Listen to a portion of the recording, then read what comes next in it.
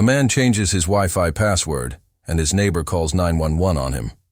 But when the cops arrive, they uncover something far more disturbing. Darius Coleman wasn't the kind of man who liked unnecessary attention. He worked from home, kept his yard neat, and only ever spoke to his neighbors when absolutely necessary. People mostly left him alone, which was exactly how he liked it. That was until one simple decision put him under a microscope. It started on a Thursday afternoon in Crestwood, Missouri. Darius had just finished a long morning of work and decided to check his internet speed. His Wi-Fi had been spotty lately. Video calls buffering, music lagging. At first, he thought it was just the usual issues with his provider, but something felt off. So he looked deeper. Opening up his router settings on his phone, he noticed a device connected to his network that he didn't recognize. It wasn't just a string of random numbers. It was labeled Crestwood IO1. That was odd. Darius lived alone. Aside from his phone, laptop, and TV, no other devices should have been on that network. He didn't share his password, so who was using his internet? Annoyed, he kicked off all unknown devices and reset the password. He stepped outside for a better signal, leaning against the side of his house while typing in the new credentials. That's when Melanie Foster saw him through her kitchen window. Darius stood in his driveway, fingers tapping rapidly on his phone. To her, it looked suspicious. She never trusted him, not for any specific reason, but because he kept to himself. He skipped block parties, barely spoke to anyone. And now here he was, outside, staring at his phone for way too long. Her imagination ran wild. Maybe he was hacking something. She didn't know what, but it felt wrong. So she dialed 911. Yes, I need to report something suspicious. My neighbor, he's outside doing something with his phone.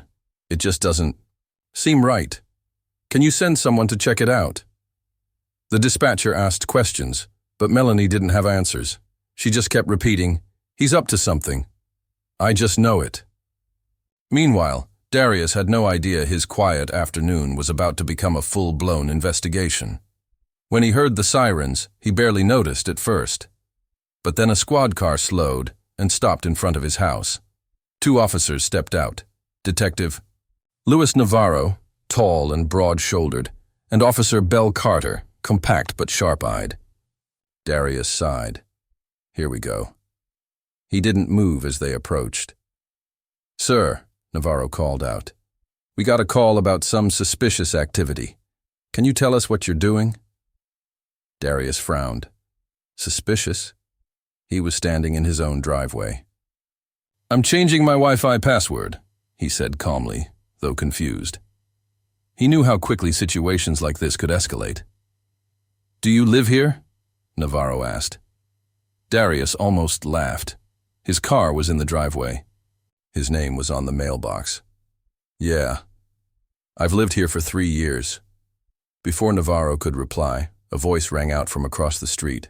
He's lying. Melanie Foster stood on her porch, arms crossed like a self-appointed neighborhood. Watch. He's always outside doing something, always on his phone, looking around like he's watching people. He's been standing in the same spot for 10 minutes, just tapping away. Darius stared at her in disbelief. I was on my router settings, he said flatly, because someone I don't know has been using my Wi-Fi. Melanie scoffed. Oh, sure.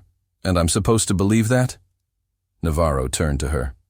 Ma'am, do you have any evidence that Mr. Coleman has done something illegal? Melanie faltered.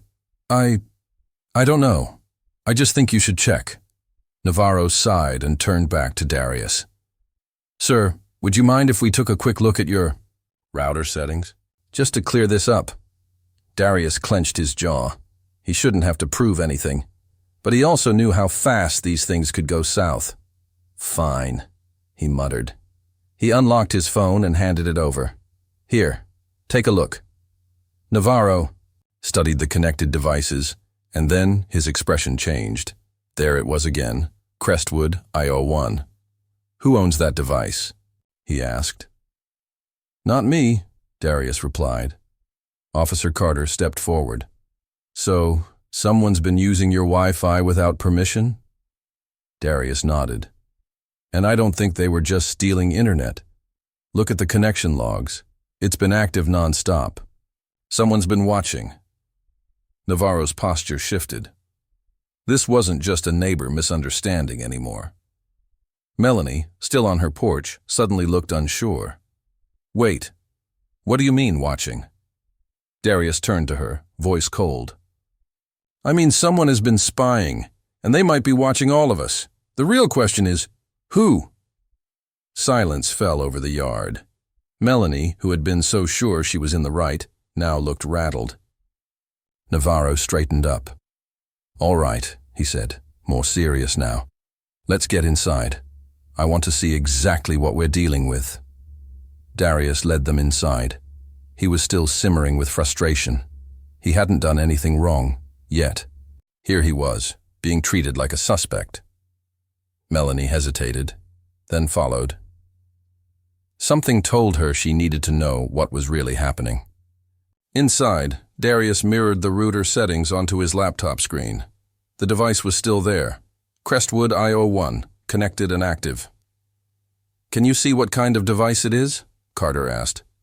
Darius clicked around, eyes scanning quickly. Not exactly, but... He paused. His face shifted. Navarro caught the change. What is it? It's been accessing camera feeds, Darius said, voice barely above a whisper. The room went silent.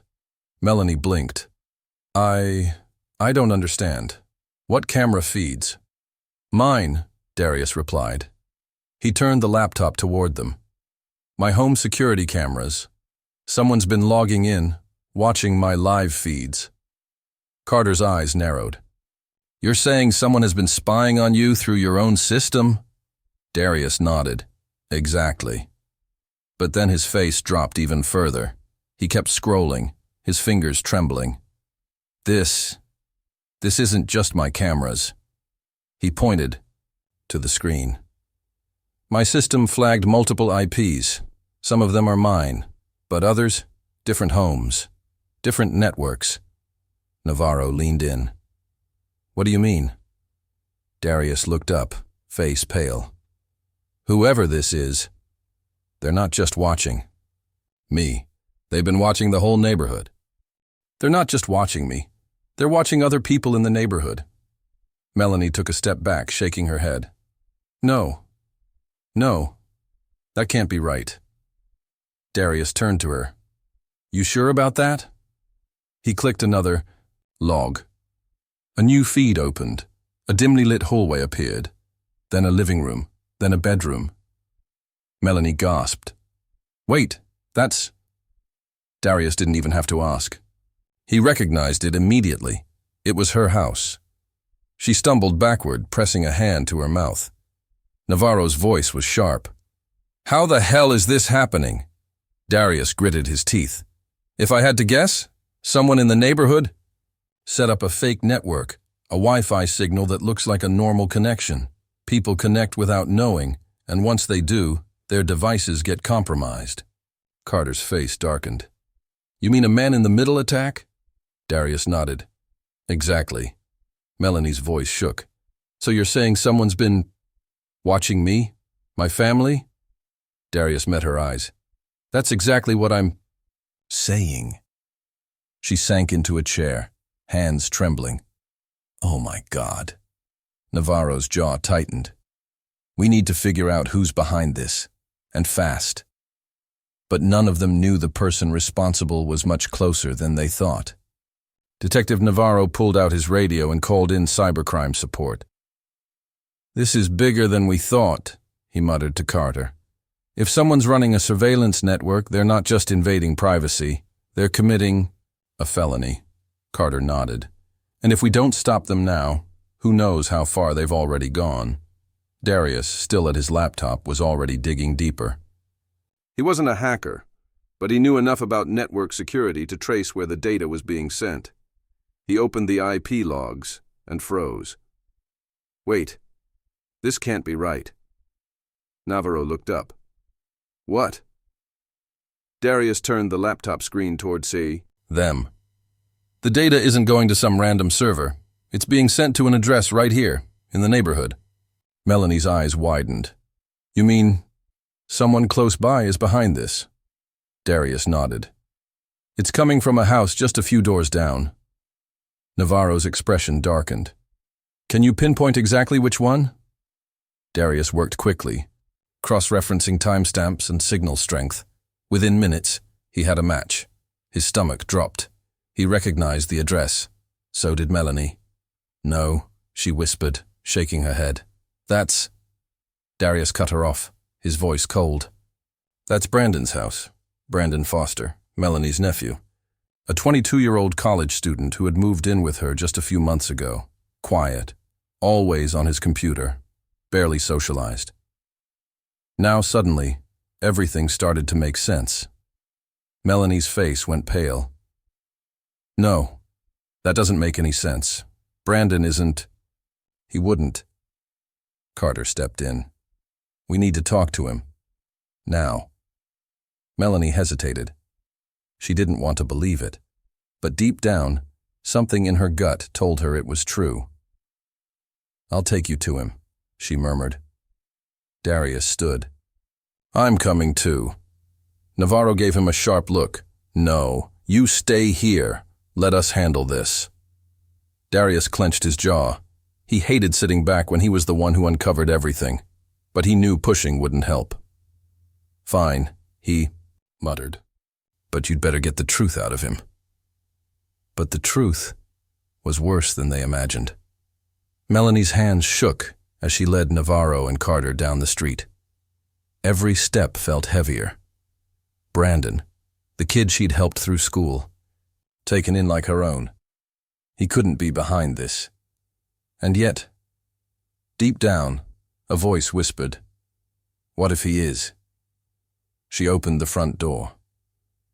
Brandon, can you come downstairs for a minute? No answer. Navarro exchanged a look with Carter and stepped inside.